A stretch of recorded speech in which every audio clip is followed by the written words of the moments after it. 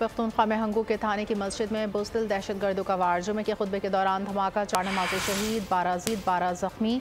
खुदकुश हमलावर ने मस्जिद के अंदर खुद को उड़ा लिया। एक दहशतगर्द को मस्जिद के गेट पर मारा तो कमांडर पेशावर भी धमाके के मुकाम पर पहुंचे। अमन दुश्मनों का हंगू के थाने दवाबा की मस्जिद पर वार। इलाका फायरिंग और धमाके से गूंज उठा। 2 दहशतगर्दों ने जुमे के खुतबे के दौरान थाने की मस्जिद में घुसने की कोशिश की। पुलिस के जवानों ने हमलावर को रोकने के लिए फायरिंग की। एक हमलावर गेट पर मारा गया, दूसरे हमलावर ने मस्जिद में खुद को उड़ा लिया। धमाके से 4 अफराद शहीद हो गए, 12 जख्मी हुए। धमाके से मस्जिद भी शहीद हुई।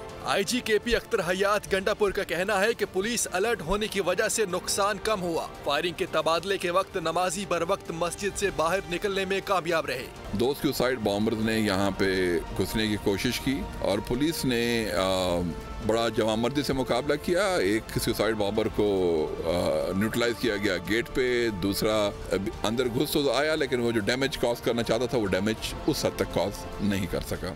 IG खैबर पख्तूनख्वा ने तमाम थानों की मसाजिद में प्राइवेट इमाम को हटाने की हिदायत कर दी। सिर्फ सरकारी इमाम ही थानों की मसाजिद में इमामत करेंगे। कोर कमांडर पेशावर ने धमाके की जगह का दौरा किया। लेफ्टिनेंट जनरल अजहर हयात ने ऑपरेशन में हिस्सा लेने वाले एहलकारों से मुलाकात की और उनकी कारकर्दगी को सराहा।